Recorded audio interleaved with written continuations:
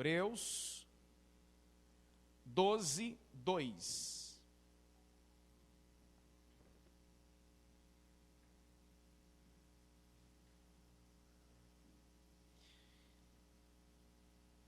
Olhando firmemente para o autor e consumador da fé, Jesus, o qual em troca da alegria que lhe estava proposta, suportou a cruz, sem se importar com a vergonha, e agora está sentado à direita do trono de Deus, e amém. Você acredita que esta é a palavra de Deus? Diga glória a Deus. Feche a sua Bíblia e olhe para mim. A morte de Jesus na cruz, não apenas o escritor aos Hebreus está dizendo aqui no texto, que foi algo vergonhoso, mas vários outros textos bíblicos falam para nós a respeito dessa vergonha. Apenas os piores criminosos eram sentenciados à morte por crucificação. Olha o que Jesus fez. Jesus, sendo Deus, Paulo disse na sua carta aos Filipenses que ele abriu mão da sua glória, abriu mão de alguns dos seus poderes, a saber, por exemplo, Jesus abriu mão da onisciência, que é o poder de saber todas as coisas. Abriu mão da onipresença, que é a capacidade de estar presente em todos os lugares ao mesmo tempo.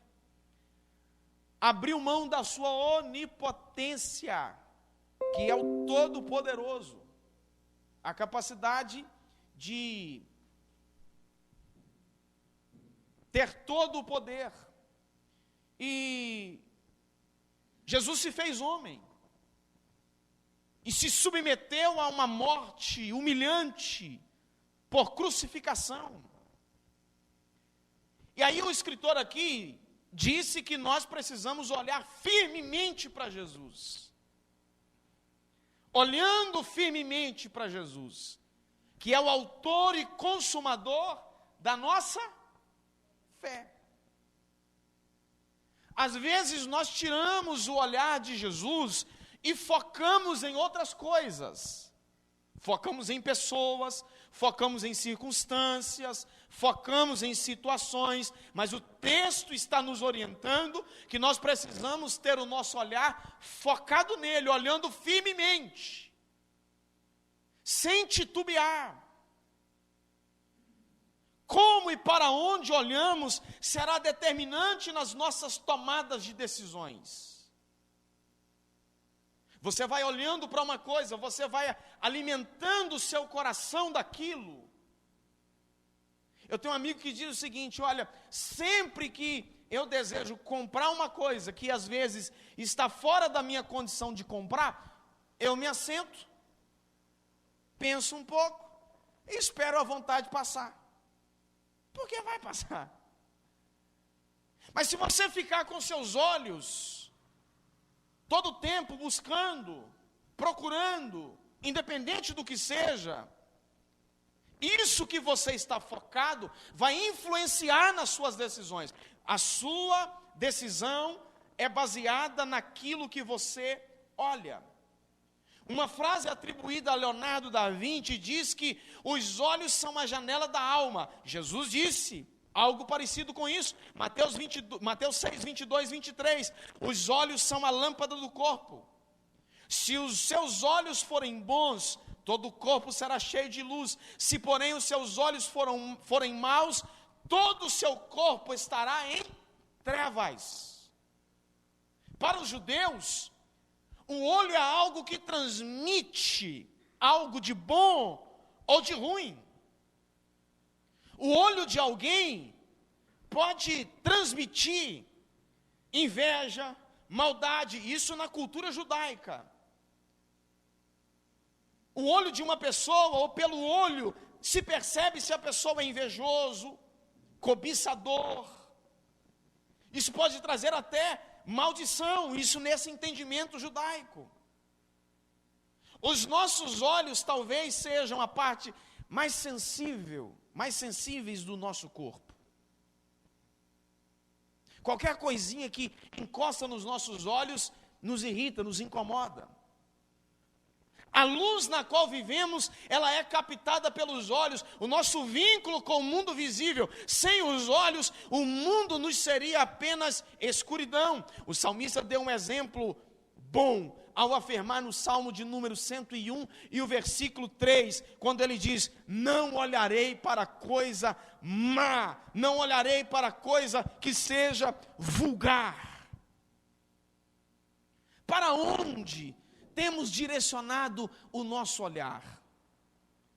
Para onde os nossos olhos estão fixos? Gênesis capítulo 3, versículo 6. A mulher viu que a árvore era linda e que seu fruto parecia delicioso, e desejou a sabedoria que ele lhe daria.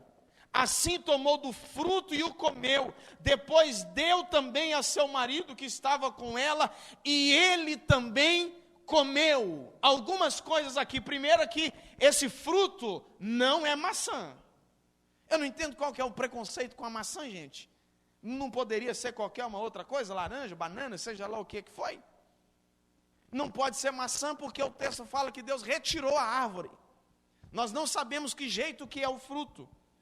Mas o fato é que essa mulher, Eva, ela viu o fruto da árvore, parecia delicioso.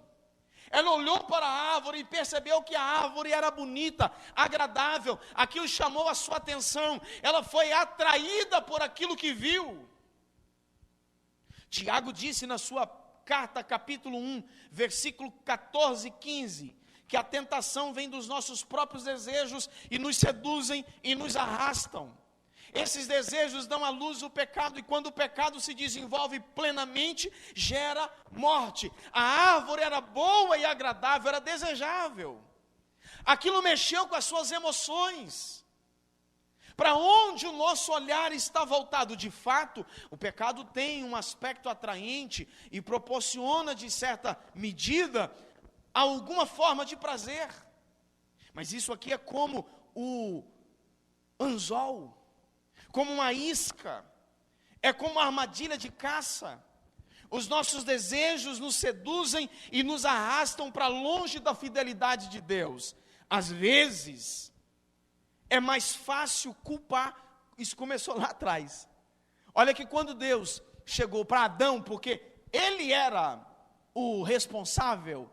Tem gente dizendo aí que quando chegar no céu, vai dar uns pescoções em Eva. Ó, com esse pensamento aí, você já está começando a mostrar que você está fora da rota. A questão lá não foi Eva. A questão lá, a responsabilidade foi do homem. A ordem foi dada a Adão. E quando Deus começou a fazer a cobrança, Deus começou por ele. O que é que você fez, rapaz?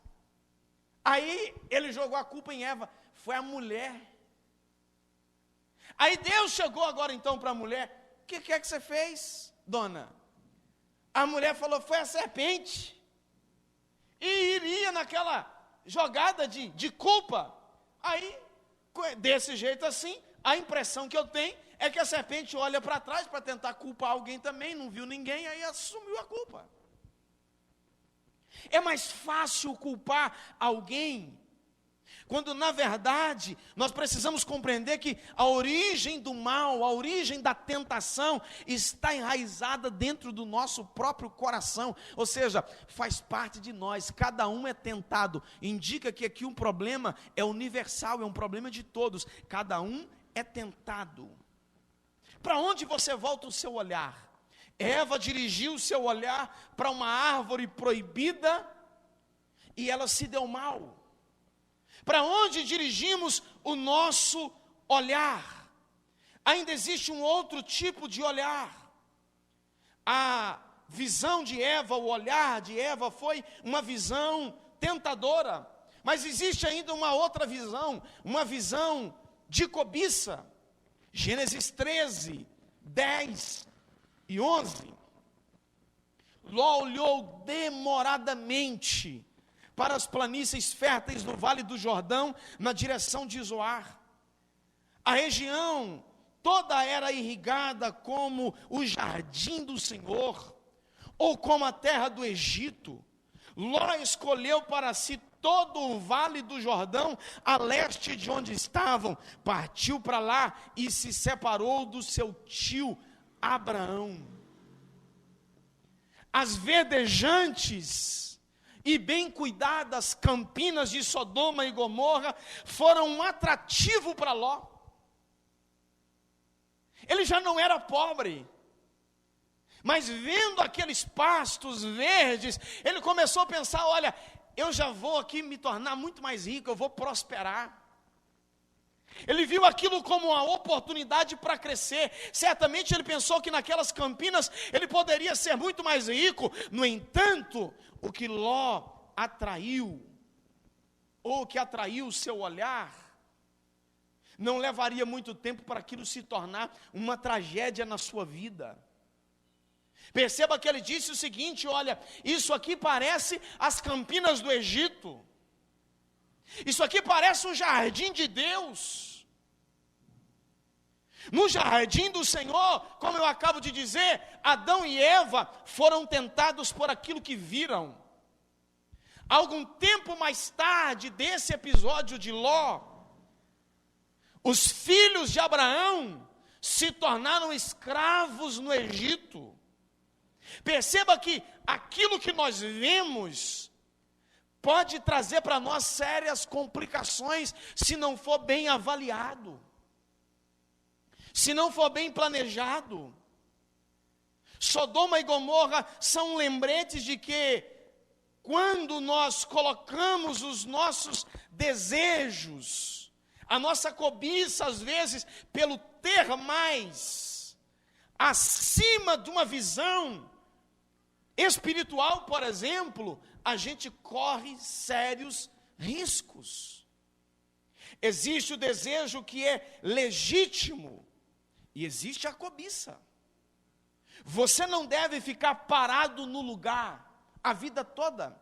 Eu conheço gente, irmãos, que a vida toda está na mesmice, ela não cresce, ela não progride, ela não avança, ela não melhora. A vida toda está daquele jeito.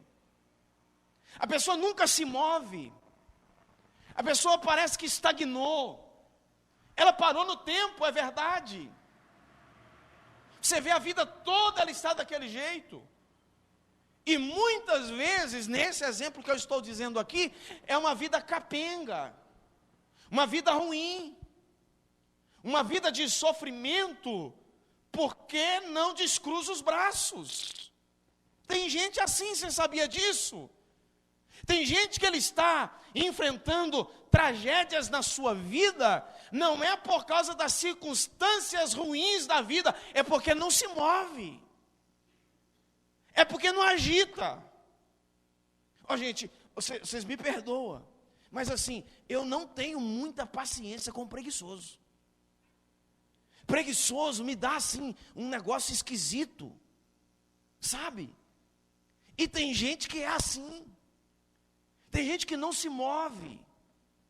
Ele fica o tempo inteiro daquele jeito, parece que acostumou. Existe um problema chamado de síndrome do coitadismo. A pessoa se coloca como vítima numa situação, ela não procura melhorar, porque ela sente bem ao perceber que as pessoas estão sentindo pena delas. Isso é maligno. Existe o desejo legítimo de melhorar, de avançar. E você precisa fazer isso. Eu fiz essa pergunta aqui 2 vezes. Eu vou repetir ela agora.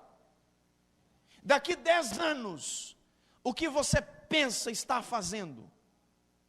O que você pensa ter conquistado? O que você pensa estar vivendo? O que você planeja a longo prazo da sua vida?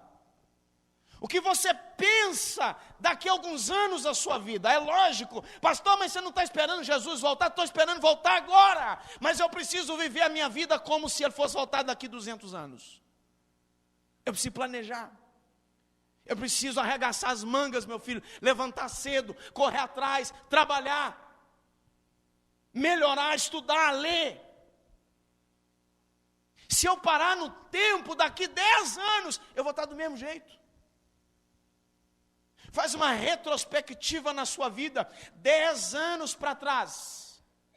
Que jeito que você estava, o que você tinha, o que você era, o que você pensava, o que você conhecia, com quem você relacionava, você melhorou, avançou, progrediu, continuou do mesmo jeito, regrediu. Faça essa análise. Existe o desejo legítimo, e todos nós precisamos ter esse desejo de avançar e de melhorar. Mas existe também o outro lado, que é o lado da cobiça. Que aí é quando o desejo se torna um impulso doentio, descontrolado. Esse primeiro desejo legítimo refere-se ao desejo de suprir as necessidades básicas, às vezes até com um pouco mais de conforto. Conforto não é pecado, gente. Não é pecado viver bem, não é pecado ter uma boa casa, não é pecado ter um bom carro. Desde que você adquira isso com recursos, fruto do seu trabalho, legítimos, não é pecado. Todavia, o segundo aqui que eu me refiro da cobiça, é quando esse desejo vai além. Quando esse desejo alcança o nível proibido, o nível dos excessos, avança para um rumo desenfreado. Mas onde está exatamente o limite entre uma coisa e outra? Eu já te alerto. Saber onde está esse limite, a linha de separação, não é fácil. Saber até onde vai o desejo legítimo de crescer e onde começa a cobiça é uma linha de separação muito fina. Mas eu já te dou uma dica aqui. Toda vez que esse desejo de avançar, esse desejo de melhorar, esse desejo de crescer, fizer você substituir a presença de Deus por essas coisas, está na hora de você pisar no freio. Toda vez que você ultrapassar essa linha, em que Deus, a busca de Deus, as coisas espirituais se tornarem algo secundários para você, está na hora de você repensar isso. Pastor, para você falar isso é fácil, você vive em tempo integral para a igreja, vive em tempo integral no reino de Deus. Primeiro, nem sempre foi assim. E segundo, eu abri mão de muita coisa para que hoje eu pudesse estar assim. Então nós precisamos fazer essa medida. Para onde está direcionado o nosso olhar? Cada um de nós precisa ser capaz de reconhecer que a sua necessidade foi suprida, que seu apetite foi saciado e que você vive de maneira, até certo ponto, confortável. O que passar disso, torna-se cobiça desenfreada. O que te coloca a fé em risco. O que começa a fazer você trocar valores, substituir valores espirituais por melhorias na terra, você precisa repensar. Terceira e última visão. Visão segundo o coração. Visão tentadora, visão de cobiça, visão segundo o coração. Na invasão dos israelitas à cidade de Jericó, eles foram proibidos por Deus de se apossarem de qualquer bem, material de valor, que fosse encontrado em Jericó. Em muitas guerras, a gente sabe que existe o chamado despojo de guerra. O exército invasor, o exército vitorioso, melhor dizendo, ele sai carregando aquilo que é valioso do exército perdedor. Quando os israelitas, olhe para mim, foram invadir Jerusalém, quando o exército israelita foi invadir Jericó, Deus proibiu eles, não saiam carregando nada. O que aconteceu? Um homem chamado Acã decidiu ignorar a ordem de Deus, e isso trouxe uma terrível maldição para todo Israel, que acabou perdendo uma batalha como consequência disso. Ao buscar o Senhor, quem me ouve diz amém? Ao buscar o Senhor, Josué recebeu a resposta de Deus, e Acã não teve como se esconder. Josué 7, 20 e 21. Acã respondeu: de fato pequei contra o Senhor, o Deus de Israel. Foi isso que fiz. Entre os despojos, vi uma bela capa da Babilônia, cerca de 2,5 quilos de prata, e uma barra de ouro, com pouco mais de meio quilo. Tem uma tradução que diz que ele viu uma cunha de ouro, e eu não tenho nada a ver com isso. É meu nome, mas não tem nada, eu não tenho nada com isso aí. E aí o que ele diz? Eu desejei tanto em meu coração, olha, desejei tanto em meu coração, que os tomei para mim, e estão escondidos no chão, debaixo da minha tenda, com a prata por baixo. O que ele fez? Ele se apossou disso aqui, entrou para a sua tenda, cavou, escondeu tudo lá no buraco, voltou o que estava por cima e cobriu. Os israelitas foram numa outra incursão. Um exército muito menor, uma cidade com poder de defesa muito menor, e os israelitas foram derrotados. Toda vez que a nossa visão ignorar a visão de Deus, a gente entra em rota de colisão e a gente perde as nossas batalhas. O desejo ardente do coração de Acã levou ele juntamente com a sua família para a morte, porque é o seguinte: a sentença de quem desobedecesse era a morte.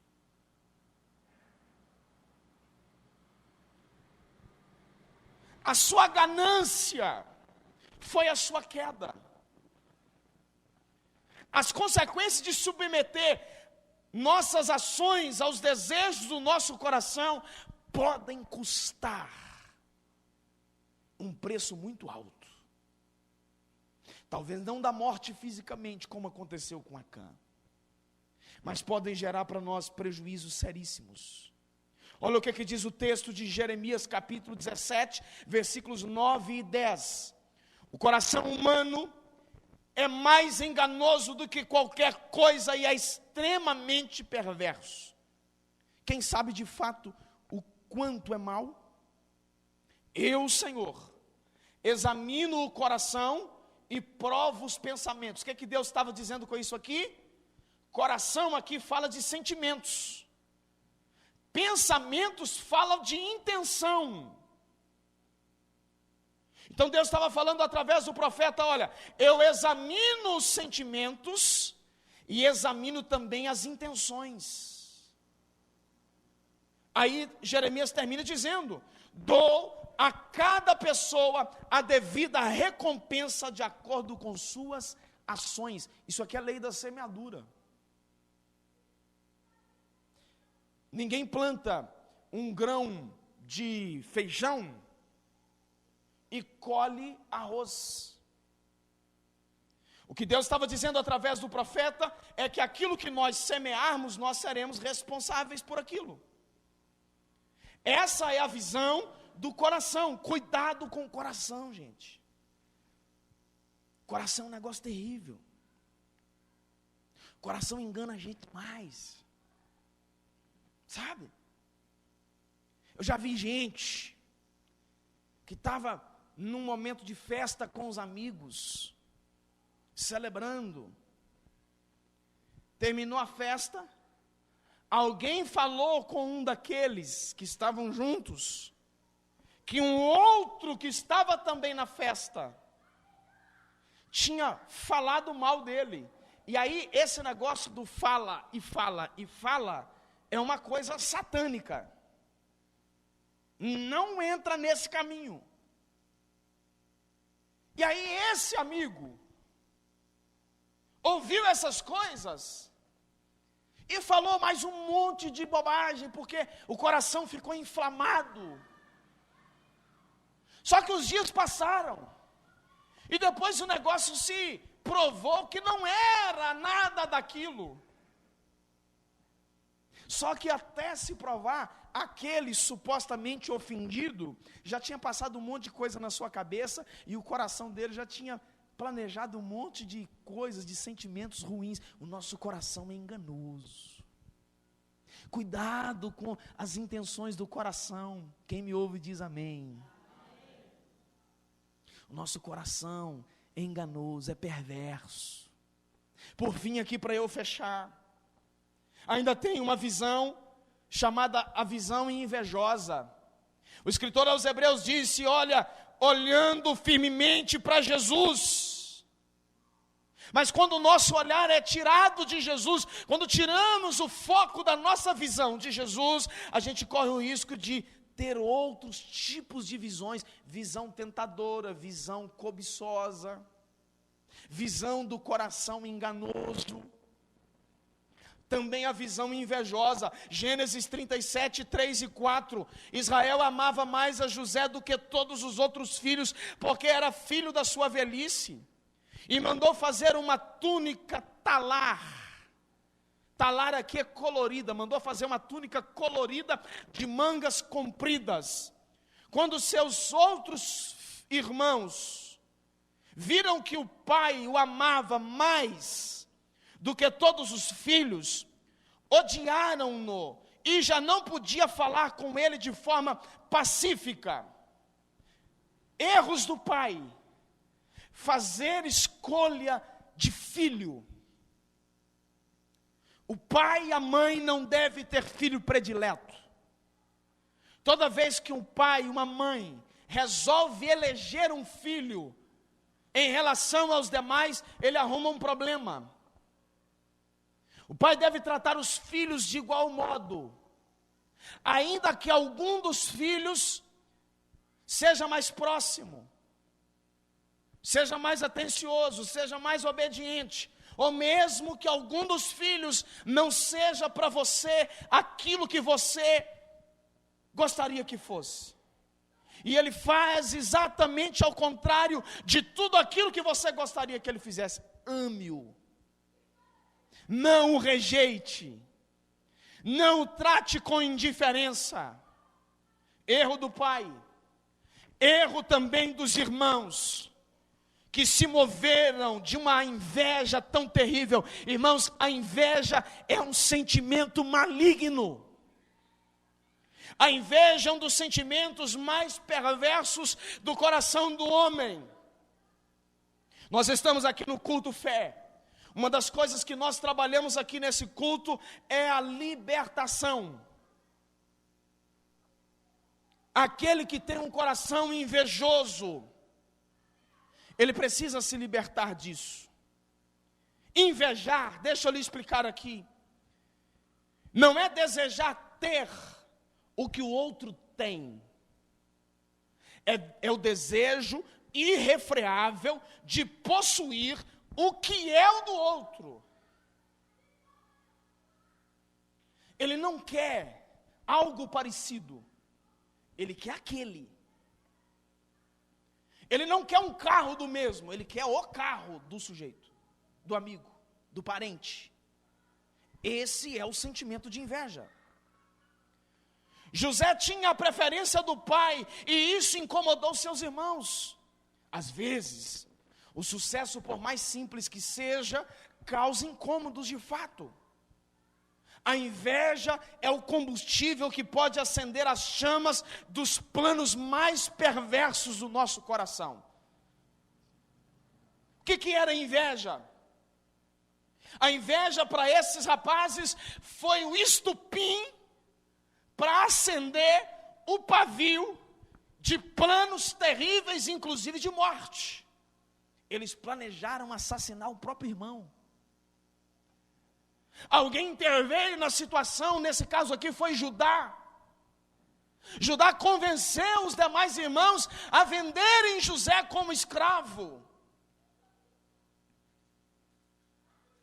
A inveja pode levar o indivíduo a tomar decisões catastróficas.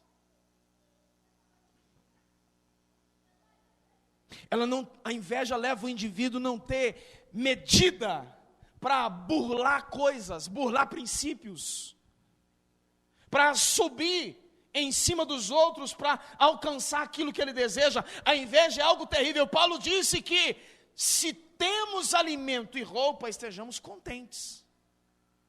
Como eu disse anteriormente, isso não significa que você não deve lutar para melhorar. Se não atingir o nível da ganância, os nossos esforços são legítimos. Todavia, você deve prosseguir na vida sem murmuração contra Deus e nem com inveja contra o próximo, pelo próximo ter adquirido algo que você ainda não conseguiu adquirir. Você não pode ter inveja do outro por ter realizado algo na vida e que você ainda não conseguiu realizar. Sejamos gratos. Há quem diga que a gratidão é a mãe de todas as virtudes, enquanto que a ingratidão, ela faz brotar os sentimentos mais perversos do nosso coração. Quem me ouve diz amém. E uma última visão para encerrar. E agora eu encerro. Visão que domina. Gênesis 19, 26. A mulher de Ló, porém, olhou para trás e se transformou numa estátua de sal. Olha o que Deus estava fazendo aqui. Deus estava trazendo um grande livramento. Ló e sua família estavam naquela terra, como eu já disse. E Deus agora interveio para fazer uma mudança, para trazer agora um livramento. No entanto, essa mulher deu mais importância ao que estava na cidade do pecado do que aquilo que Deus estava fazendo. Às vezes, se não tomarmos cuidado, gente, uma visão carnal nossa faz bloquear as maiores bênçãos de Deus na nossa vida. Escute aqui o que eu vou lhe dizer, grave isso. Escreva isso, mas não esqueça do que eu vou lhe dizer. A única pessoa capaz de impedir os planos de Deus na sua vida é você mesmo.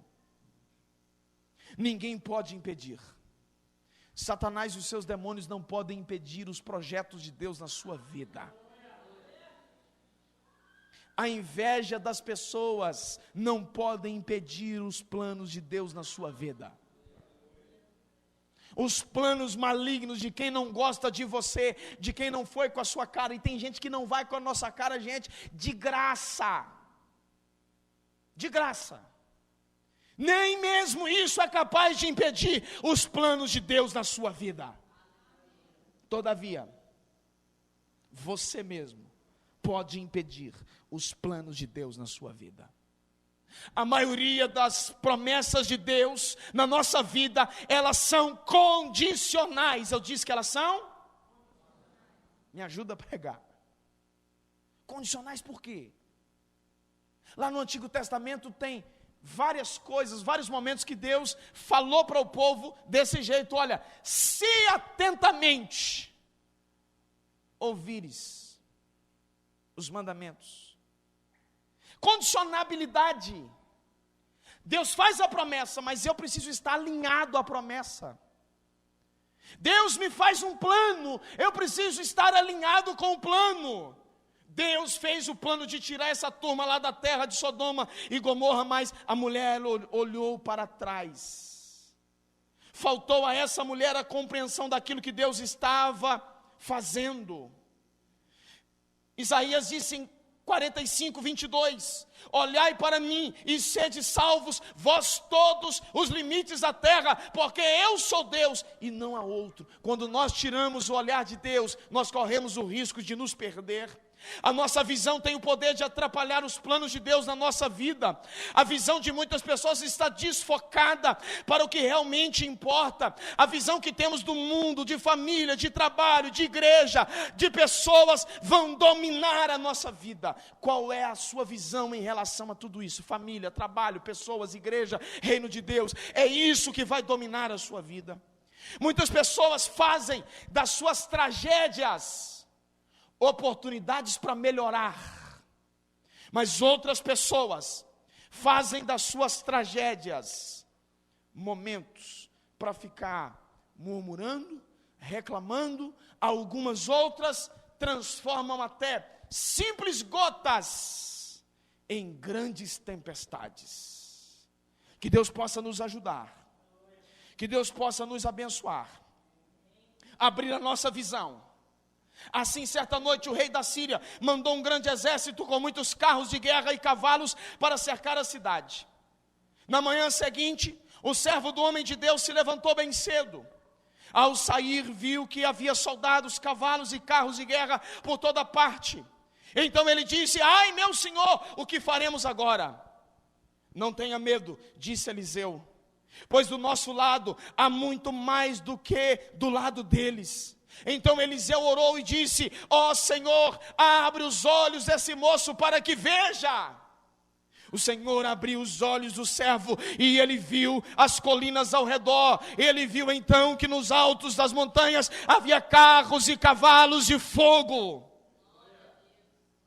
O salmista passava por uma experiência parecida com essa. No Salmo 121, versículos 1 e 2, ele disse: olho para os montes e declaro, de onde me virá o socorro?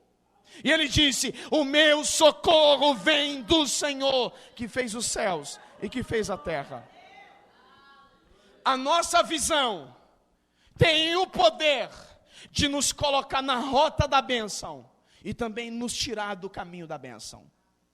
Que os nossos olhos estejam direcionados para o autor e consumador da nossa fé. Fique de pé comigo, por favor, eu termino com você de pé. Que os nossos olhos estejam focados em Jesus. A nossa visão espiritual é o nosso vínculo com a eternidade.